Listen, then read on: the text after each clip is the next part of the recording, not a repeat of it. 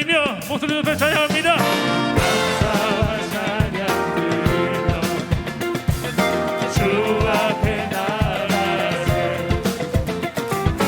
크고 광대하신 주 이름 그의 성소에서 주를 찬양해 나팔 소리로 찬양하며 기타와 수금으로 모습이 있는 모든 자마다 또 마음 다해 주를 높이세 주의 선하심 인자하심이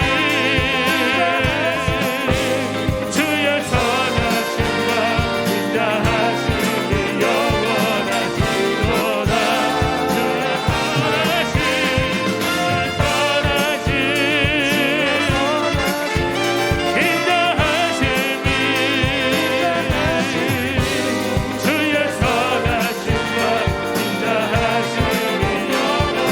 영원하시도다 주의 선하심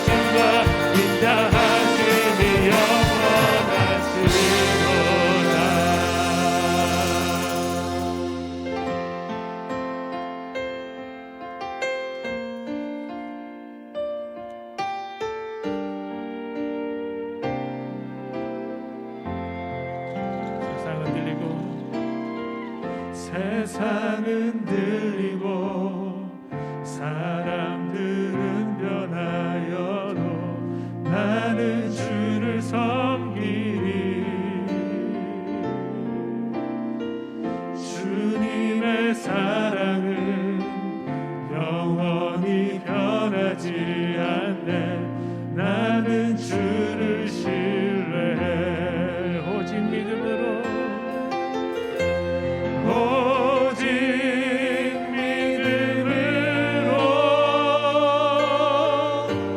믿음으로 내가 살리라 오직 믿음으로 오직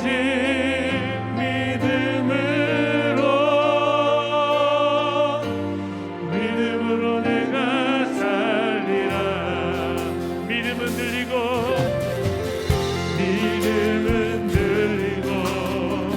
사람들 주를 떠나도 나는 주를 섬기리 주님의 나라는 영원히 변하지 않네 나는 주를 신뢰해 오직 믿음으로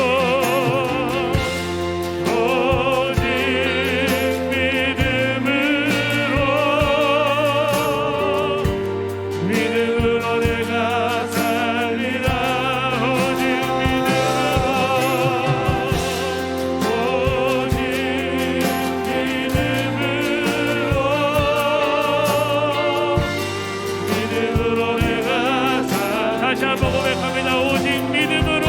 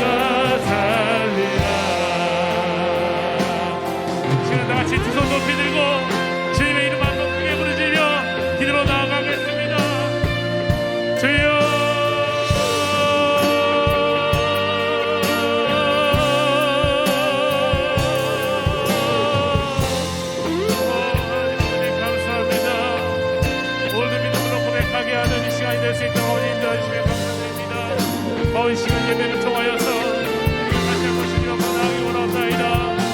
아버지 각 가정에서 예배 드릴 때에 아버지 진정과 신령으로 예배 드릴 수 있도록 인도하여 주시고 우리 주님만 바라보고 나아갈 수 있도록 아버지 인도하여 주시옵소서. 그들과 오라버력하여서 그들과 나약하여서 아버지 항상 넘어지고 쓰러질 수 있습니다. 아버지 그때마다 주님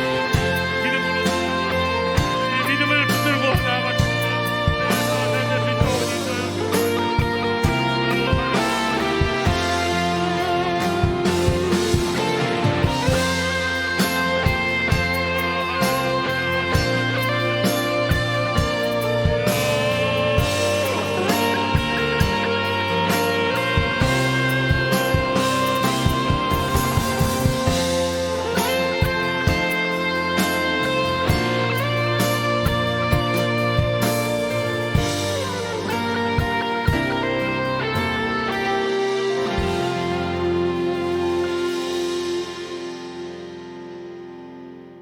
기도하겠습니다. 아버지 하나님, 온 만물이 주의 손에서 말미암았고 온 만물이 주의 손 아래 굴복하며 온 만물이 주의 뜻 가운데 열매 맺고 있나이다. 주님, 유독 인간만 하나님의 통치 아래서 하나님의 보호 아래에서 벗어나려는 교만함을 갖고 있으니 어찌하오리까. 십자가 보혈의 능력을 의지하여 나왔사오니 우리 모두를 불쌍히 여기시고 다시 한번 주의 뜻대로 살 수 있는 순종의 마음을 물붓듯 부어 주옵소서. 말씀 앞에 나왔사오니 이 말씀으로 먹여주시고 입혀주시고 이끌어주시고 새롭게 하여 주옵소서. 예수님의 이름으로 기도드리나이다. 아멘.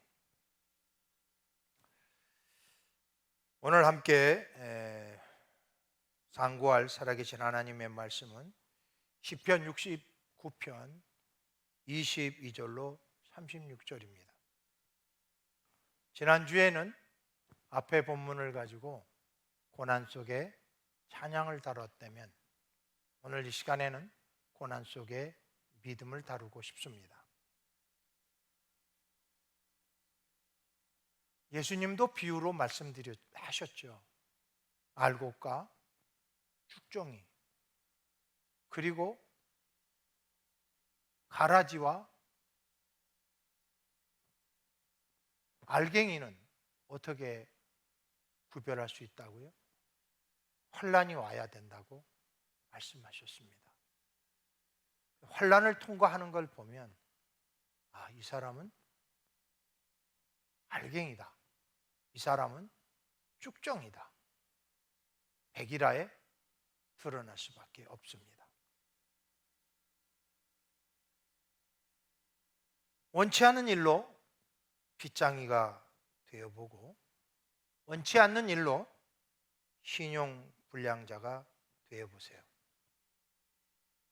뜻하지 않는 일로 자존심에 상처를 받고 예기치 않는 일 가운데 명예에 실추를 당해보세요.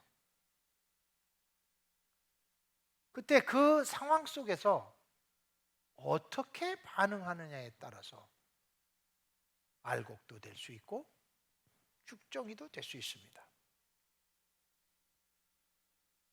다시 말해서 고난이 어디로부터 오는 것인지를 알면 고난에 대한 대응도 성경적으로 할 수 있습니다. 이 고난이 내게 밀려올 때 그 고난을 통하여 하고자 하시는 하나님의 뜻을 발견할 수만 있다면 그 고난은 인생을 송두리째 불태울 수 없습니다. 오히려 그 불화와 같은 고난은 인생의 모든 불순물들을 제거하고 정금 같은 믿음으로 세워지는 은혜를 누리게 하는 것입니다. 그렇습니다. 믿음의 사람들은 고난 속에서 사랑과 다투지 않습니다.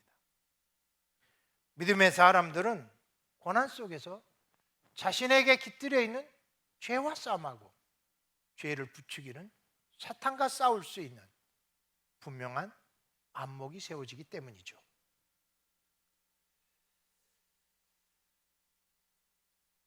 하나님께 기도합니다. 고난 속에서 참된 믿음의 사람들은 하나님께 기도합니다.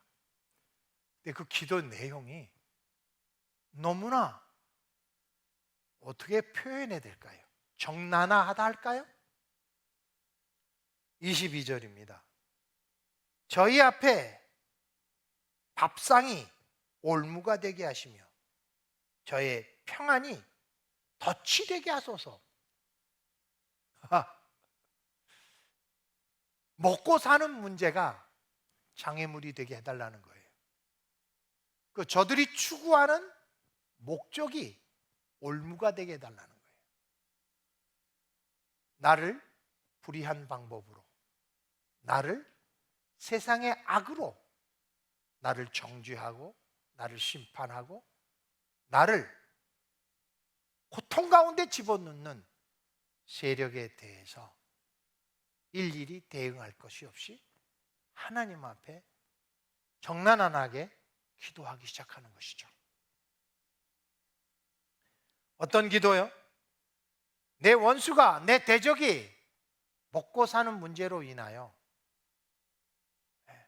장애물을 만나게 하소서. 먹고 사는 문제로 인하여 오히려 올무에 걸리게 하소서. 먹고 사는 문제가 저의 인생을 가두어 버려 다른 것을 보지 못하게 하는 거예요. 먹고 사는 문제 속에서 파묻히는 것 그 자체가 어찌 보면 믿음의 안목에서 보면 저주입니다. 그래서 하나님은 먼저 그 나라와 그 일을 구하라. 그리하면 이 모든 것이 너에게 더하시리라. 사람이 떡으로만 살 것이 아니요 하나님의 입으로 나오는 말씀으로 살 것이니라. 그 이상의 것을 못 봐요. 먹고 사는 문제 이상의 것을 못 보니 허구한 날 먹고 사는데 온 힘을 쓸 수밖에 없습니다. 산의 진미를 먹은들 무슨 의미가 있겠고 건강식을 먹은들 무슨 의미가 있겠어요? 우리가 먹는 그 음식이 우리 몸을 한 얼만큼이나 지탱하고 보존할 수 있겠습니까? 그렇다면 33대를 먹을 필요가 없겠죠. 그만큼 유한한 것이고 허접한 것이 먹고 사는 문제입니다. 그렇다고 성경은 먹고 사는 문제를 도외시하진 않았습니다. 필요하다는 것이죠. 그러나 그것이 목적이 되어서는 아니 된다는 것입니다. 그런데 원수는 그것이 목적이 되는 거예요. 그러니 거기에 갇혀버리는 신세가 되고 그들의 목적이 그들의 장애물이 되는 아픔을 겪게 해달라는 기도를 하고 있는 것입니다. 두 번째는 23절로 시작되는 말씀입니다.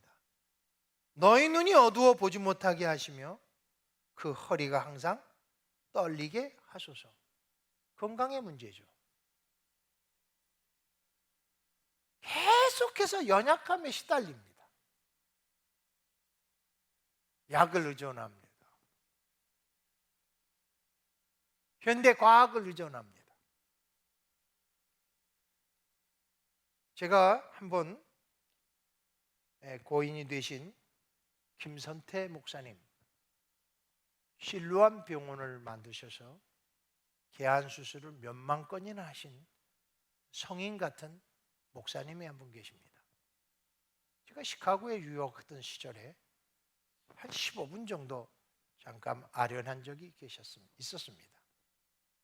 그때 내가 이런저런 이야기를 하다가 왜 이렇게 실명이 되셨고 어떤 이유로 실로암 안과를 개원했는지에 대해서 여쭤본 적이 있습니다. 그분이 시각장애를 갖고 있는 분이십니다. 그분이 이런 말씀을 하셨어요. 자기는 후천적 장애인이다. 어려서는 시각이 너무 좋았답니다. 예기치 않은 사고로 한 번에 시각을 잃고 이렇게 장애인이 되었다. 이 세상에 어떤 장애보다 가장 아픈 장애가 시각장애다. 다 건강해도 시각을 잃어버리는 순간 다 무용지물이 되더라는 거예요. 아무것도 사용할 수 없는 쓸모없는 인간으로 자기가 하루아침에 낙엽처럼 떨어지더라는 겁니다. 제 가까이도 김호경 목사님이라는 분도 계십니다. 이분도 지금 춘천의 맹아인 학교에서 교편 생활을 하면서 목회를 하십니다. 그분도 동일한 얘기를 학창시절에 저에게 들려주셨습니다. 여기도 후천적 장애인입니다. 얼굴도 잘생기셨습니다. 성품도 너무 좋습니다. 거기에 실력까지 있습니다.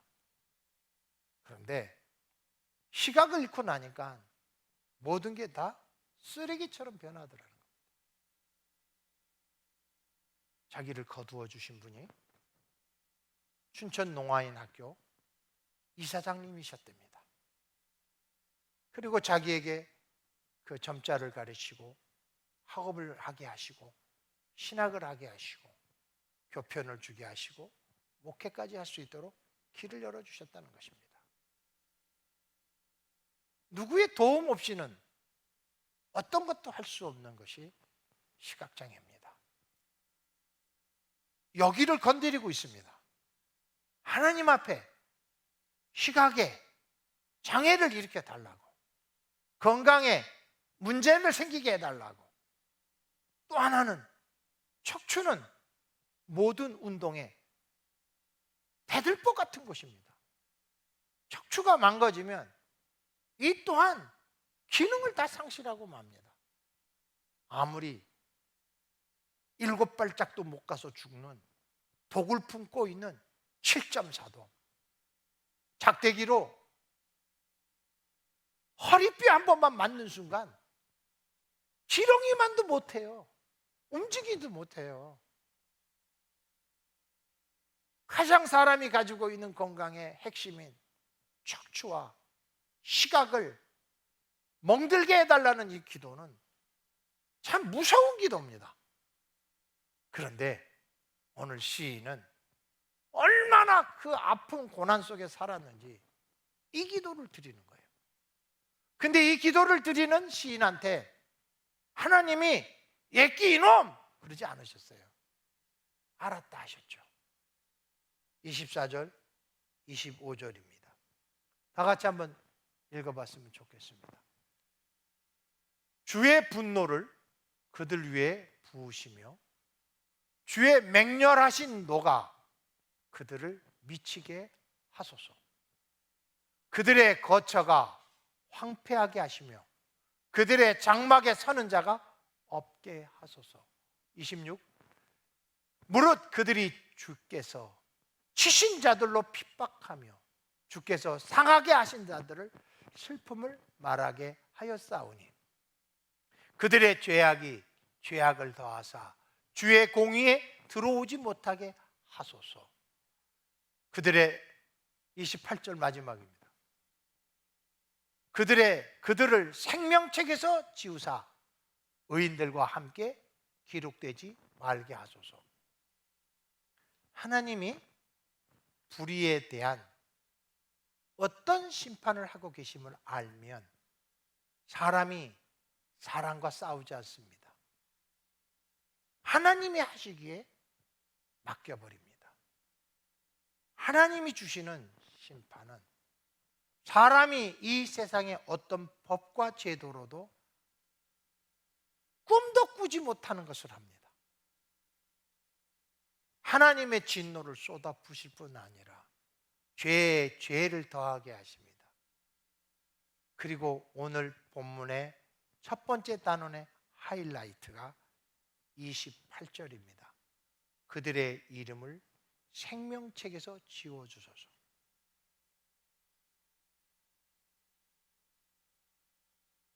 다 한시적이고 유한한 삶입니다. 죽음 이외에나 우리는 영원한 세계로 들어갑니다. 그 영원한 세계를 들어갈 수 있는 유일한 조건은 생명책에 명시되어야만 하는 것입니다. 생명책에서 이름이 지워진다면 영원한 세계는커녕 영원한 벌을 받는 지옥불에 떨어지는 형벌을 받습니다. 이거보다 더 무서운 심판이 어디 있습니까?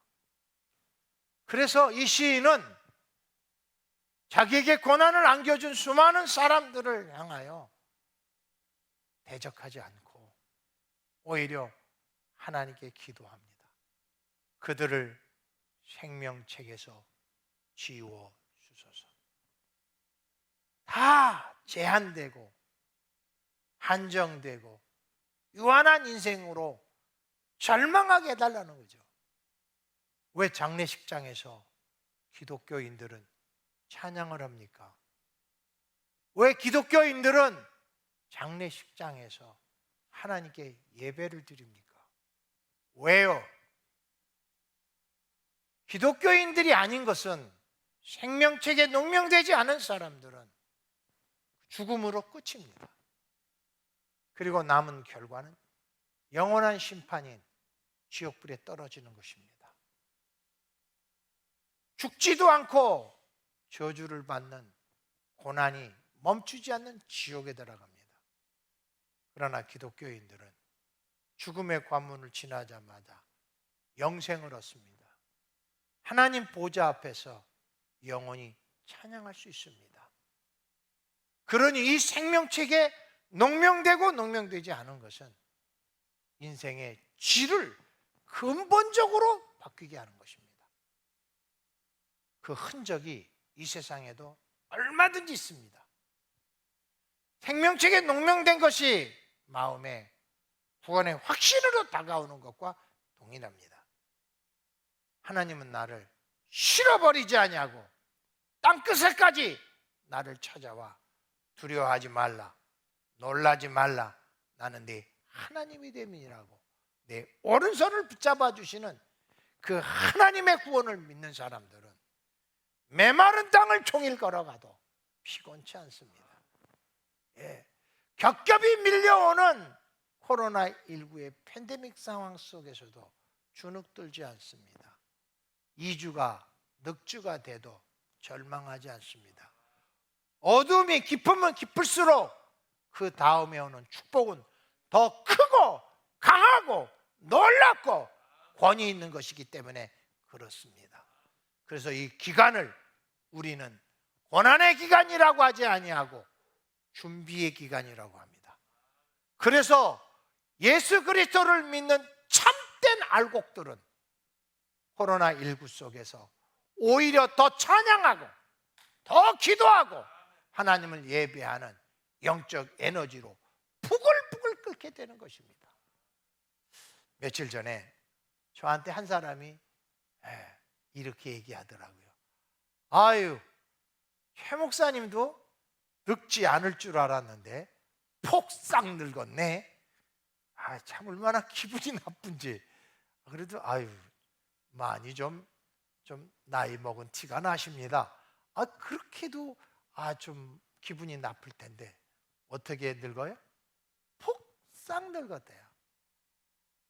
근데 그 옆에 있는 사람이 무슨 그렇게 삭막한 얘기를 해요. 최 목사님은 과일로 치자면 익어가는 중이야. 이렇게 다르구나. 믿음으로 똑같은 사물을 관찰했는데 한 사람은 폭삭 늙었다 그러고 한 사람은 익어가는 중이야, 맛이 드는 중이야, 철이 드는 중이야, 성숙해가는 중이야 이야기 아닙니까? 그렇습니다. 생명책에 농명된 사람만 할 수 있는 언어예요. 망한 게 아니야, 시작이야. 절망 아니야, 소망이야. 재앙 아니야, 미래의 소망을 주시려는 거야. 생명책에 농명된 사람만 할 수 있는 표현이에요.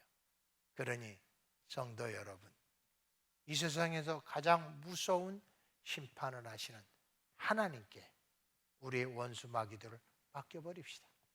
그리고 우리는 오늘도 주께로 걸어갑시다.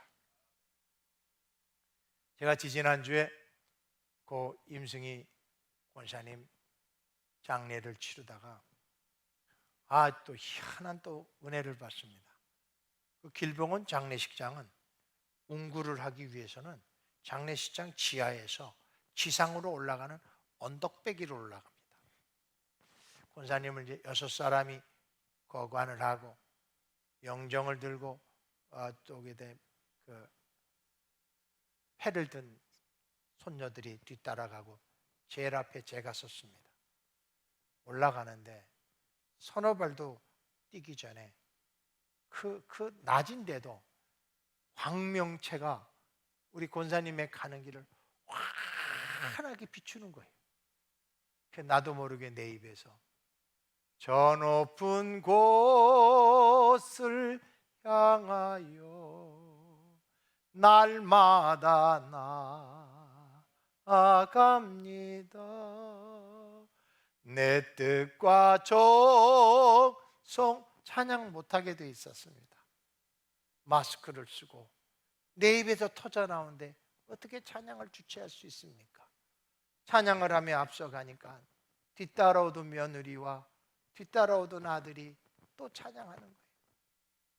올라와서 이제 연구차에 우리 권사님 시신을 모시고 마지막 밴드를 조이며 시신 후에 안수기도를 하기 시작했습니다.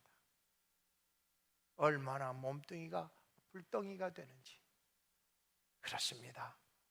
흙으로 지어 흙으로 가는 거룩한 장례지만 하나님은 성령의 능력으로 우리 권사님을 품으사 천국에 이르셨다는 확신을 주시는 마지막 사인이었습니다. 그게 뭐예요? 생명책에 농명된 자들입니다. 오늘도 그 이름을 지우고 농명할 수 있는 권세는 하나님 손에 있으니 여러분 가슴 찢어지게 아프게 하는 사람이 있을지라도 하나님 앞에 기도합시다. 하나님이 심판하도록 맡겨버리는 거룩한 믿음의 사람들 되시기를 주의 이름으로 축원합니다. 아멘. 다음은 29절부터 전개되는 말씀입니다. 이 29절에 보면 참 기가 막힌 표현이 나옵니다. 제가 먼저 합독하도록 하겠습니다. 29절 되겠습니다. 오직 나는 가난하고 슬프오니 하나님이여 주의 구원으로 나를 높이소서. 현실과 미래가 결합되어 있는 것입니다. 현실은 고난 때문에 슬프고 고난으로 인하여 착취를 당하여 먹을 것이 없는 가난의 아픔이 찾아왔습니다. 그래서 나는 피할 길이 없는 가난과 슬픔에 있다는 표현으로 오직이라는 부사를 앞에 둔 것입니다. 오직 나는 가난하고 슬픕니다. 피할 길이 없습니다. 그런데 그 다음은 왜 이렇게 차원이 달라요? 하나님이여 주의 구원으로 나를 높이소서. 현실을 직시하지만 현실에 매이지 않습니다. 왜요? 내일이 보이기 때문에 그렇습니다. 내일은 누구 손에 있습니까? 하나님 손에 있습니다. 오늘 내가 억울하게 당하고 억울하게 아픔을 당할지라도 가난하고 슬퍼 피할 길이 없을지라도 내일은 하나님의 구원의 해가 떠서 나를 높여주신다는 것입니다. 이게 바로 고난 속에서 믿음입니다. 고난은 우리의 피부에 닿고 감성에 닿는 것입니다. 믿음은 그 위에 있는 거예요. 그래서 그것을 지각밖에 넘치는 것이라고 빌립보서는 우리에게 말씀해 주지 않습니까?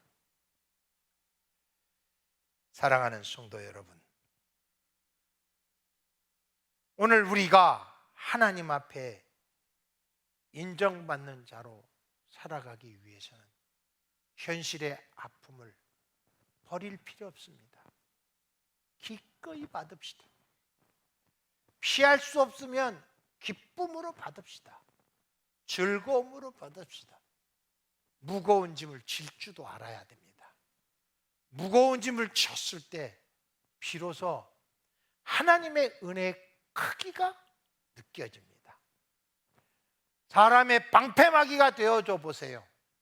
그러면 그 방패막이보다 상상을 초월하는 하나님의 보호하심의 손길을 경험한다니까요. 하나의 미랄로 썩어보세요. 상상을 초월하는 30배, 60배, 100배, 10,000배의 결실로 갚아주시는 하나님을 만나요. 진짜 심어보세요. 진짜 죽어보세요. 진짜 한번 묻어보세요. 그 다음은 상상을 초월하는 하나님의 은혜가 있어요. 심을 때는 가난합니다. 심을 때는 괴롭습니다. 심을 때는 슬픕니다. 그런데 심고 나면 하나님이 나를 높이십니다. 하나님의 능하신 손 안에서 겸손하라. 때가 되면 너희를 높이시리라. 한 번도 하나님은 우리를 실망치 않게 하셨습니다. 그래서 야고보서 5장 13절은 너희 중에 고난 당하는 자가 있느냐? 그는 기도할지니라.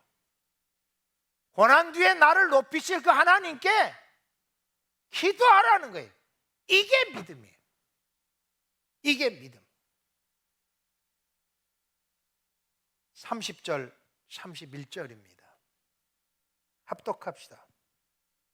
내가 노래로 하나님의 이름을 찬송하며 감사함으로 하나님을 위대하시다 하리니 이것이 소 곧 뿔과 굽이 있는 황소를 드림보다 여호와를 더욱 기쁘게 함이 될 것이니라. 이 세상에서 최고의 하나님의 제물은 감사입니다. 더 정확하게 얘기하면 감사하는 마음입니다. 언제? 고난 속에서. 고난 속에서 감사한다는 것은 황소를 드림보다, 은금 폐물을 드리는 것보다, 이 교회 전체를 짓는데 헌신한 것보다 더 크게 하나님이 받으시는 기쁨의 제물이에요. 감사하는 마음. 그래서 감사하면요 하늘문이 열려요. 감사하면요 기도의 문이 열려요. 감사하면요 가난이 끝나요. 감사하면 미련의 하나님이 깨쳐진다니까요. 감사하면요 이뻐지기도 해요. 사랑하는 성도 여러분, 감사하는 마음이 내 마음에 품겨지게 해달라고 꼭 기도드리시는 이 시간 되시기를 바랍니다.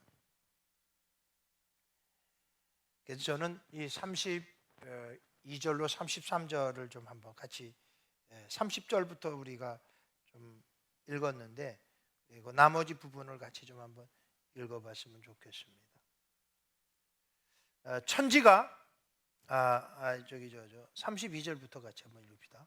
곤고한 자가 이를 보고 기뻐하나니 하나님을 찾는 너희들아 너희 마음을 소송케 할지어다.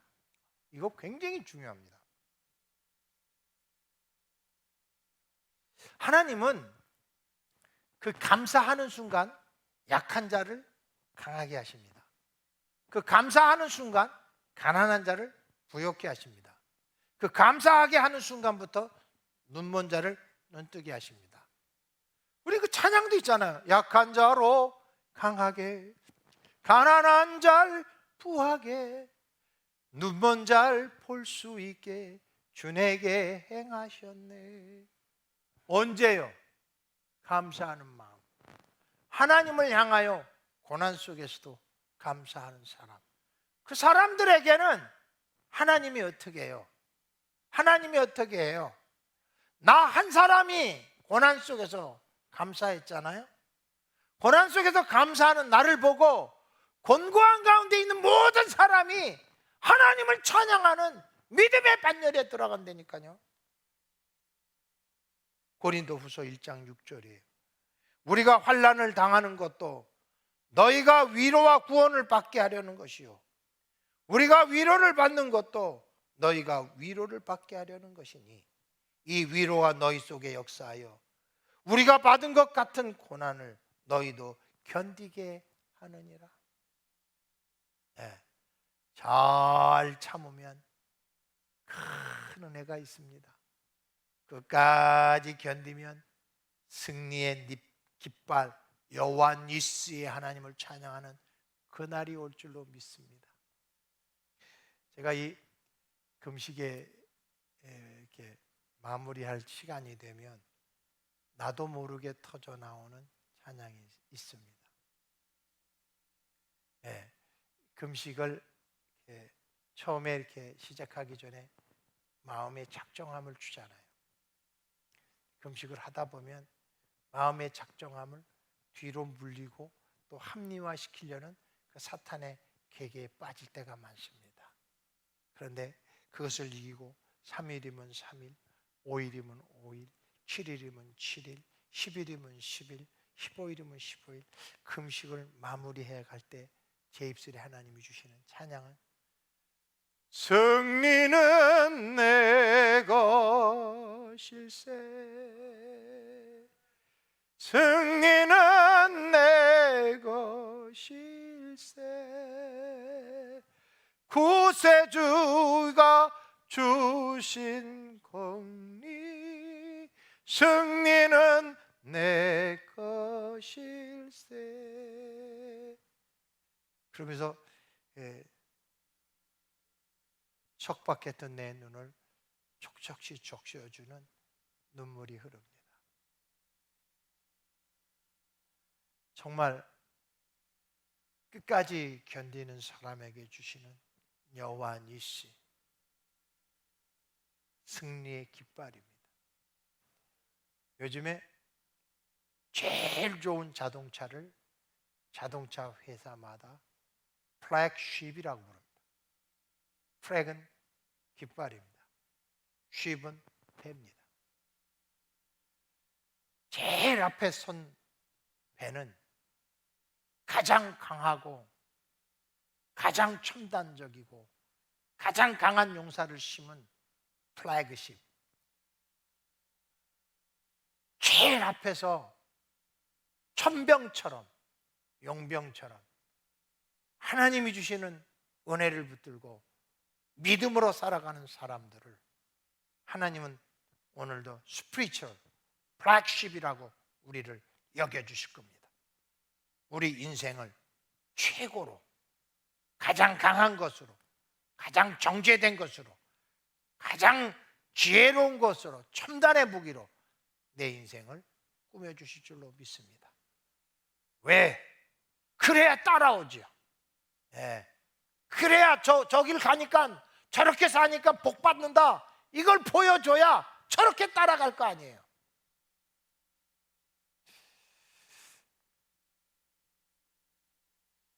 다른 사람들이, 고난 속에 곤고한 사람들이 보고, 야, 저 사람도 이겼는데 나도 이기면 저런 복 받지. 그래서 우리가 고난 속에서 믿음으로 살아야 되는 것입니다. 궁핍한 여호와는, 이 33절부터 우리 36절까지 한꺼번에 쫙 읽겠습니다. 여호와는 궁핍한 자의 소리를 들으시며 자기로 말미암아 갇힌 자를 멸시하지 아니하시나니 천지가 그를 찬송할 것이요 바다와 그 중에 모든 생물도 그리할지로다. 하나님은 시온을 구원하시고 유다 성읍들을 건설하시리니 무리가 거기서 살며 소유를 삼으리로다. 그의 종들의 후손이 또한 그를 창속하고 그 이름을 사랑하는 자가 그 중에 살리로다.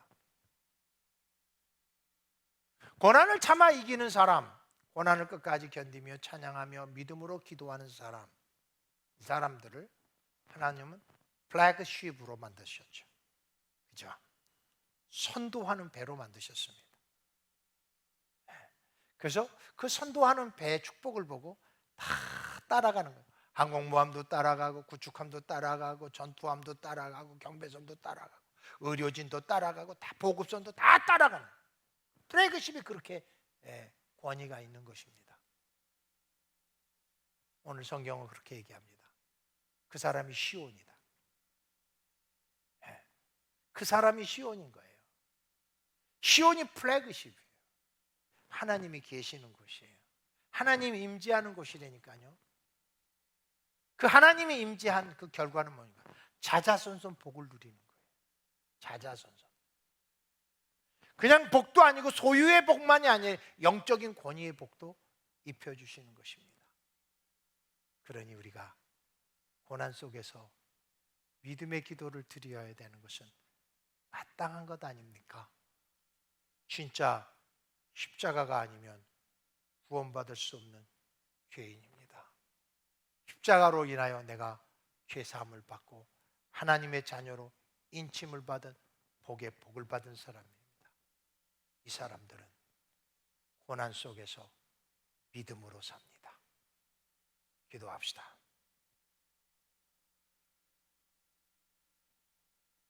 믿음이 이깁니다.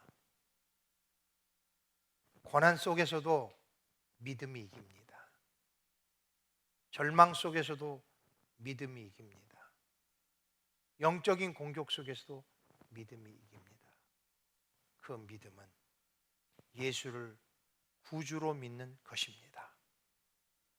오늘도 예수여 내 마음에 오셔서 나의 주인이 되어 주옵시고 나를 이끌어 나를 축복해 주옵소서.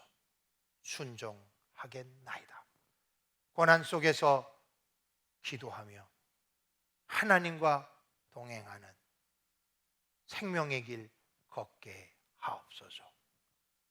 이제는 우리 주 예수 그리스도의 은혜와 아버지 하나님의 만극하신 사랑과 성령님의 감화 감동 교통 역사하심이 머리 숙인 온 성도들과 고난 속에서 믿음으로 살려고 결단한 성도들 위해 이제로부터 영원토록 함께 계시기를 간절히 축원하옵나이다. 아멘.